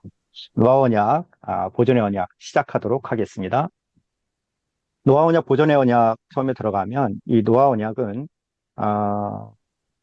그 타락 이후에 여자의 후손과 사탄의 후손 사이의 구속사적 갈등이 최고조에 달했을 때 하나님의 공의로운 심판, 언약의 계보를 향한 보존의 은혜가 동시에 나타나는 하나님의 보편적 약속이다라고 정의할 수 있습니다. 근데 이 책에 보니까 첫 출발이 배경에 대해서 나오는 출발을 합니다. 그래서 딱 문장을 노아의 언약이 보존의 언약, 이걸 왜 이렇게 이야기하느냐, 명칭을 왜 이렇게 지었느냐라는 정의를 먼저 해주시면 좋겠는데 그렇게 안 하고 배경을 해요. 근데 이 배경 자체가 이 정의를 담고 있는 부분들입니다. 그래서 보시면 두 계열의 갈등, 경건의 계보와 위기, 새 아담 노아의 역설, 그다음에 심판과 보존의 이중성이라고 되어져 있습니다. 이 세 번째 새 아담의 노아의 역설은 한글 제목이 잘 안 들어오는데 이거 사실은 이 부분은 이제 은혜에 대한 부분이에요. 약속, 즉 언약이라는 것이 하나님의 은혜 가운데 주어진다라는 부분을 담고 있는 배경의 내용들입니다. 그래서 정의에서 말씀드린 것처럼 여자의 후손과 사탄의 후손 앞에 그 제3장에서 조 목사님이 잘 설명해 주셨는데 그런 갈등, 이 여자의 후손과 사탄의 후손 사이에 이제 구속사적 갈등이 이제 시작되다가 그것이 최고조에 이르게 된 것이 노아의 홍수 바로 직전입니다. 그래서 그 설명이 두 계열의 갈등이란 부분의 설명이고요. 두 번째 경건한 계보의 위기라는 것은 뭐냐면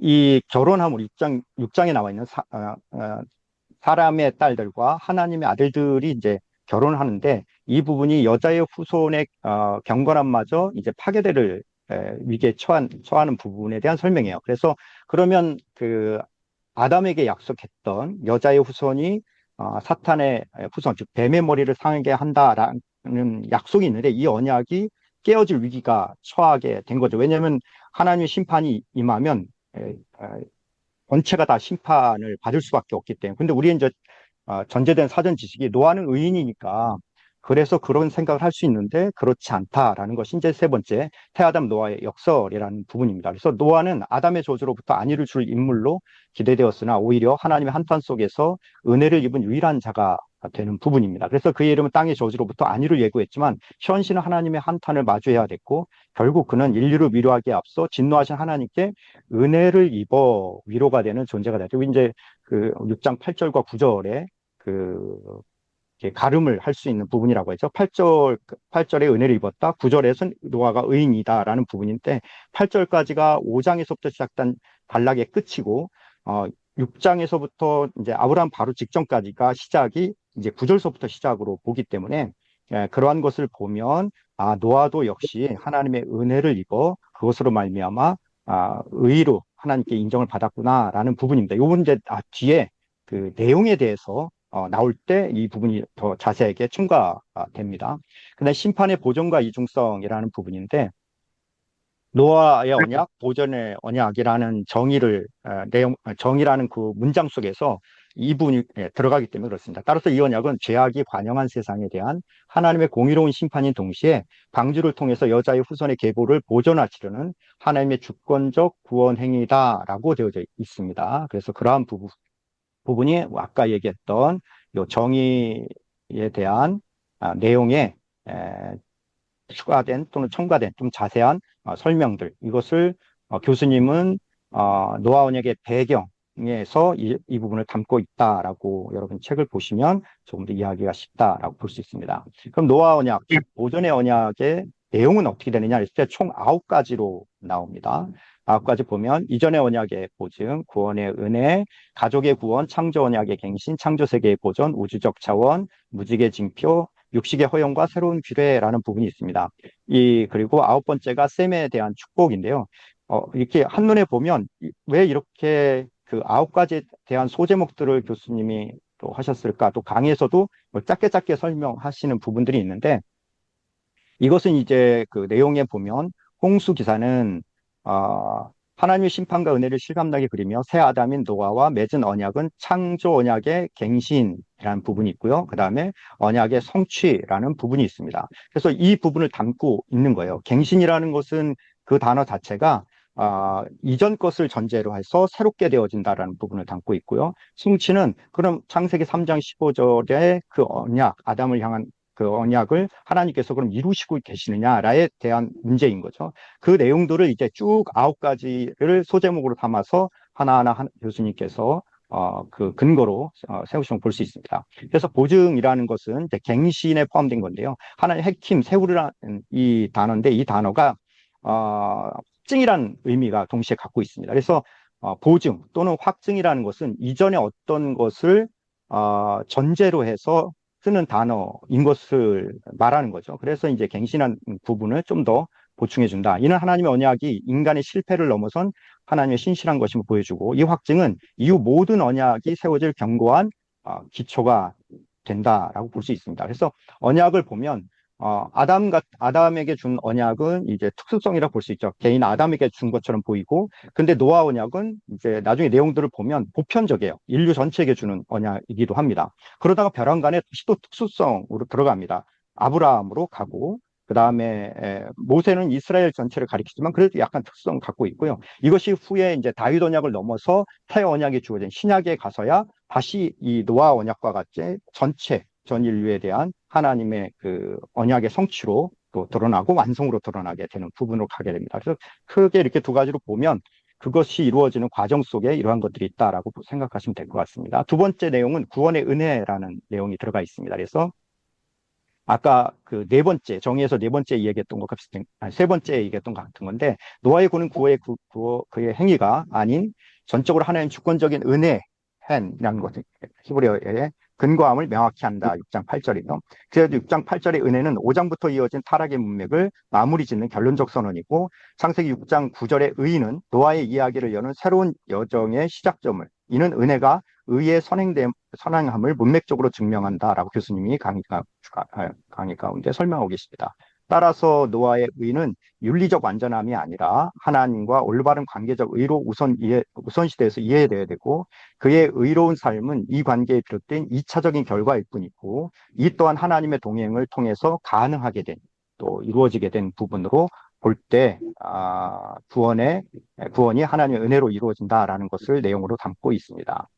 세 번째는 가족의 구원인데, 이거 강의 들을 때도 이걸 왜 언급하실까라는 생각이 있었어요. 왜냐하면 노아의 언약 가운데 가족의 구원이 가지고 있는 언약적 큰 틀이 있는가라는 생각을 했는데, 교수님이 이제 거기서 말할 때 하나는 유아셀에 대한 부분이고요. 그 다음에 신약으로 가선 고넬료 집안과 16장의 빌립보 간수에 대한 이야기를 주시면서 이 가족 구원에 대한 것을 좀 확장되고 발전된 측면에서 이야기합니다. 그래서 이것은 원래 네 번째 그 이 계시의 발전된 내용으로 들어가야 되는데도 불구하고 여기에 집어넣은 것은 하나님의 언약 관계에서 가족을 하나의 단위로 다루시며 노아 한 사람을 통해 그의 온 가족을 구원하신다. 그래서 이 언약은 보기 개인을 넘어 공동체적으로 적용되는 언약의 대표 원리를 예시하고, 이 원리는 이후 아브라함 언약과 신약 시대의 가족 구원의 중요한 신학적 근거가 된다라고 해서 이 내용을 노아의 언약에 이러한 것이 포함되어 있다. 라는 것을 또 강조하는데 굉장히 유용하다라고 생각해서 집어넣습니다. 창조 언약의 갱신이라고 되어 있는데 이건 뭐냐면 노아의 언약이 아담 언약의 갱신으로 보는 거죠. 그 갱신이란 말이 왜 사용되었느냐 했을 때 아담에게 주었던 명령 또는 언약이 그대로 노아에게도 이렇게 주어집니다. 그래서 생육하고 번성하고 이는 영적인 영역에 구간하지 않고 창조명을 반복함으로써 사회적 문화적 존재로서의 전반적인 삶의 양식을 포함된다. 아까 쇼츠에서 이야기했던 것처럼 교회만 세워놓고 끝나는 것이 아니라 세상 속에 들어가서 우리가 역할들을 해야 되는 교회의 역할들을 하는 부분도 여기에서 볼 수 있다, 엿볼 수 있다라고 생각할 수 있습니다. 구원받은 인간은 다시 한번 창조 세계를 다스리는 청지기의 사명을 부여받고요. 홍수 이전과 이후를 잇는 아주 중요한 기름돌의 역할을 합니다. 창조 언약 갱신과 더불어 구속이 연결된 부분이 그렇다는 거죠. 다섯 번째, 창조 세계의 보전이라고 되어 있습니다. 이 창조 세계의 보전이 뭐냐 했을 때 오해되는 것은 마치 노아 이후에 하나님께서 이 창조 세계를 노아에게 허락했을 때 이것을 그 호세아 2장에서 말했던 부분과 새하늘과 새 땅을 언급하는 것이냐 했을 때 그렇지 않다라는 거죠. 새하늘과 새 땅은 하나님 나라가 완성된 이후에 우리에게 주어지는 것을 가리키는 거고, 여기에서 말하는 것은 새하늘 새 땅이 아니라 홍수 이전과 홍수 이후가 하나님의 창조 세상이 같은 것을 언급하는 것인 겁니다. 그래서 혹이라도 오해할 수 있는 부분들 또는 성경을 이 노아의 홍수에 나오는 것들을 가지고 이후의 성경들을 해석할 때 그런 오해를 하지 말라라는 부분을 명확히 할 수 있다라고 볼 수 있습니다. 또한 땅이 있을 동안에는 심음과 거둠과 추위와 더불어 여름과 겨울과 낮과 밤이 쉬지 아니하리라 창세기 8장 20절 선언하심으로써 자연 질서의 안정성을 확약한다. 이 부분이 왜 이러냐는 뒤에 부분은 또 나옵니다. 무지적 차원이라는 건 뭐냐면 노아의 홍수가 지역적이다라고 이제 우리가 이성적으로 또는 양보해서 믿지 않는 사람들을 설득하는데 그러한 방법이 좋을 수 있으나 그러면 신학적인 문제가 발생한다는 거예요. 지역적 심판은 결국 지역적 구원으로 가기 때문에 그래서 이 우주적 차원에 대한 부분을 교수님이 또 설정 못한 것 같습니다. 그래서 이 사상은 로마서 8장 19, 22절에서 모든 피조물이 함께 탄식하고 회복을 고대한다는 내용으로 결국 발전하게 되고 온 세상의 구원으로 나아가는 그런 근거가 됩니다. 무지개 징표인데 이 무지개 징표는 노아 홍수하면 모든 사람이 떠오르는 게 무지개 징표인 거죠. 그래서 이 신의 심판의 무기 활, 원래 이 무지개가 하늘에 걸어둔 활이 이 지상을 향하게 되어져 있는데 이것을 그 무지개 약속을 하심으로써 하나님의 안식의 평화의 선언으로 바꾸는 거죠. 그래서 더 이상 신의 심판을 가리키는 것이 무지개의 상징이 아니라 무지개를 바라볼 때마다 하나님께서 우리에게 평화를 선언하시고 이는 다시는 물로 변하지 않겠다라는 하나님의 약속과 표시이고 이 징표는 인간뿐 아니라 하나님 자신도 기억하시는 영원한 언약의 증거가 됐다라고 볼 수 있습니다. 그래서 이 무지개 언약을 통해서 하나님을 의도하시는 게 뭐냐라고 여러 가지 뭐 이야기를 할 수 있지만 교수님이 이제 마지막에 또 끝부분에 많은 지면을 할애해서 무지개는 심판으로서 안식을 사정하지만 하나님의 보좌와 영광을 둘러싼 광채로 묘사함으로써 하나님의 왕적 임재를 나타내는 표식도 동시에 된다. 그래서 하나님의 임재 자체가 심판도 포함하고 있지만 또 한편으로 보면 보호와 또 축복과 복됨을 드러내는 것이기 때문에 이후에 이제 성경에서 표현할 때 하나님이 구름 위에 자정하신다 또는 구름 가운데 계신다라는 그 표현이 이 노아에게 언약한 이 무지개 징표에 근거를 두고 있다라고 교수님 나중에 설명도 합니다. 그래서 이 부분은 후에 개인적으로 또 많이 연구하면 많은 도움이 되지 않을까 하는 생각을 하게 됩니다. 그 다음에 8번째 육식의 허용과 새로운 규례라고 되어 있는데요. 이 부분은 아까 보존이라는 부분과 연결됩니다. 그래서 생명에 대한 존중 사상과 또는 사회의 질서를 유지해서 하나님의 구속사가 결국 약속, 언약, 아담을 통해서 언약의 성취가 완성에 이르기까지 하나님의 그 언약의 계보인 그 백성들이 살아서 이 땅에서 그 역할들을 감당하고 안전을 보장하는 역할도 동시에 하게 하는 하나님의 배려다라고 볼 수 있습니다. 그래서 보면 또한 사람이 피를 흘린 자에 대한 처벌 규정을 인간을 통해 생명의 신성함을 강화하고 사회 질서의 기초, 그 사회법에 대한 이야기도 하십니다. 하나의 직접적 심판이 하나가 있고 하나는 사회법으로 사형제도를 통한 심판. 그래서 인간의 사회가 유지되고 생명의 존중에 대한 부분도 하나의 동시에 포함하고 있다라는 것을 볼 수 있습니다. 셈에 대한 축복인데요. 이 부분은 굉장히 사실은 많은 부분이 있어요. 근데 이 부분이 창세기 9장 26절 또는 27절의 해석 때문에 길어진 부분입니다. 이제 핵심은 이제 뭐냐 하면 하나님이 야벳을 창대하게 하사 셈의 장래에 거하게 하시고 이게 야벳이 거하는 거냐라고 했을 때 셈에게는 특별한 축복이 없다 그렇게 되면 그래서 이런 논쟁이 있어서 요즘에 가장 선호하는 해석이 거기 거하는 주체가 하나님이다라는 부분으로 보는 거예요. 그래서 주체를 야벳으로 보면 이방인의 구원받을 것에 대한 예언이 되지만 문맥상 하나님으로 해석하는 것이 더 타당하고 이는 하나님이 셈의 가문과 특별히 함께 거하시겠다는 임재의 약속이 되기 때문에 이 예언은 보편적 언약의 틀 안에서 구속사를 아브라함에게로 연결하는 중요한 참고가 된다. 제가 여기에는 첨가하지 못했는데 후에 첨가해서 다시 올리도록 하겠습니다. 그런 의미에서 그 셈에 대한 축복이 많은 지면을 할애하고 있다라고 생각하시면서 나중에 후에 이 부분을 보시면 좋을 것이라고 생각합니다. 세 번째 이유에 대한 부분인데 이유는 사실은 책에서는 이유 부분을 따로 언급하지 않습니다. 그래서 5절에 그 4가지, 5가지에 대한 부분이 내용에도 들어가고 이유에도 들어가서 제가 이것은 다시 여러 가지 고민하면서 정리를 했는데요. 노아 언약이 이렇게 필연적으로 등장할 수밖에 없고 그 존재할 수 있는 이유 그건 뭐냐라고 했을 때 첫 번째 하나님의 언약적 신실함의 확증이라는 부분이고요. 여자 후손을 위한 세상의 보정 앞에서 다 설명해서 제가 따로 설명하지 않도록 하겠습니다. 또 구원 계보의 특정화인데 하나님의 보편적 인류 가운데도 구원의 약속이 전달될 그 가계를 점진적으로 좁혀가고 노아의 언약은 셈에 대한 축복을 통해서 여자의 후손의 약속이 셈의 가문이라는 특정 통로로 이어질 것임을 보여주는 중요한 단계가 됩니다. 아담이 저주로부터 안위를 제공한다. 노아라는 이름이 아까 위에서 온 것처럼 다시는 땅을 저주 않으시겠다는 약속은 아담에게 주어진 저주로부터의 부분적 해소이자 위로를 포함하고 있다라고 보시면 됩니다. 발전된 내용 보도록 하겠습니다. 발전된 내용을 보면 노아 언약, 발전된 내용이 뭐냐면 노아 언약을 통해서 앞으로의 언약들이 어떻게 펼쳐질 거냐의 부분입니다. 아담의 언약을 보존하는과 동시에 노아의 언약은 앞으로 펼쳐질 그 구속사 가운데 그 언약들이 등장하는데 그 언약에 어떠한 영향을 주고 또 그렇게 영향을 준 그 언약들은 노아의 언약에서 어떠한 것의 근거를 가지고 그러한 언약들이 하나님께서 주어주신가라고 생각하면서 보시면 될 것 같습니다. 그래서 노아 언약의 계시 발전사적 의의라고 되어 있는데요. 노아 언약에 내재된 원리들을 이후의 계시를 통해 점진적으로 발전하고 그 의미가 더욱 풍성해진다라고 볼 수 있습니다. 그래서 계시가 단절된 것이 아니라 유기적으로 연결되어 있음을 보여주는 거고요. 첫 번째는 음식 규례인데 이것도 저 고민을 많이 했습니다. 왜냐하면 음식 규례를 왜 이렇게 많이 했을까? 근데 음식 규례를 통해서 이제 피째 먹지 않는 부분을 이야기하는 거 나오죠. 생명의 존중 사상을 이야기하면서 이게 모세 언약에 가서 심화돼요. 그래서 이제 여기 이렇게 많이 언급을 하시는 이유이기도 합니다. 그래서 이것을 그리스도를 통해서 성취가 되는데요.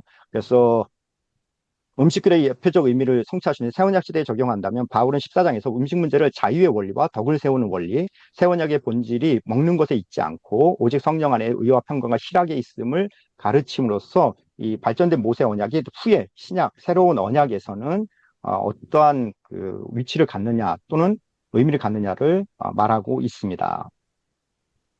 그래서 두 번째 큰 발전된 형상은 미래 심판의 모형으로 이 노아의 홍수를 또 노아의 언약을 볼 수 있습니다. 새 창조를 향한 소망, 호세아 2장 18절은 노아 언약을 상기시키면서도 그 이상의 새 창조를 향한 소망을 보여주고요. 이 구절은 동물의 배열 순서를 통해서 노아 시대의 단순한 보존을 넘어 원초적인 창조 세계의 평화로 회복될 것을 암시하고 있고 이 자연과의 평화는 인간 사회의 전쟁 종식과 결합되어 최종적인 새 창조의 완성을 예고한다. 그래서 이 노아의 홍수가 아담 이전, 그러니까 타락 이전의 그 창조의 세계가 무너지고 새롭게 하나님께 창조한 세계가 아니라 이어진 것이고 하나님께서 궁극적으로 이루실 새하늘과 새 땅은 이 우리의 노아의 홍수부터 시작된 이 창조의 모습이 아닌 말 그대로 신천신지를 가리킨다라는 것을 주장하는 근거의 지면을 할애하시고 계시죠.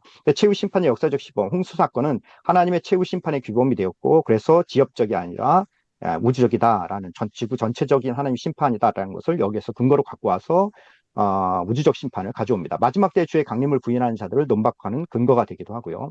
마지막 때의 상징, 예수께서 홍수 이전 시대의 일상을 언급하시며 인자의 재림이 그와 같이 갑작스럽게 임할 것을 하나님께서 말씀하신다라고 볼 수 있습니다. 그래서 제가 여기에 다 쓰지 못했지만 마지막 때의 상징으로 봅니다. 예수께서 홍수 이전의 시대의 일상을 언급하고 인자의 재림이 그와 같이 갑작스럽게 임할 것을 경고하는 부분을 볼 수 있고요.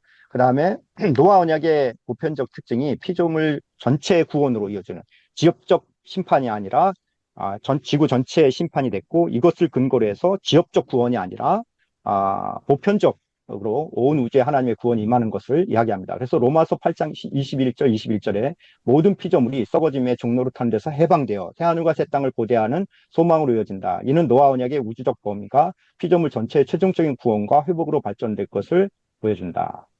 이렇게 마무리할 수 있습니다. 네, 감사합니다. 수고하셨습니다. 야, 네. 됐습니다.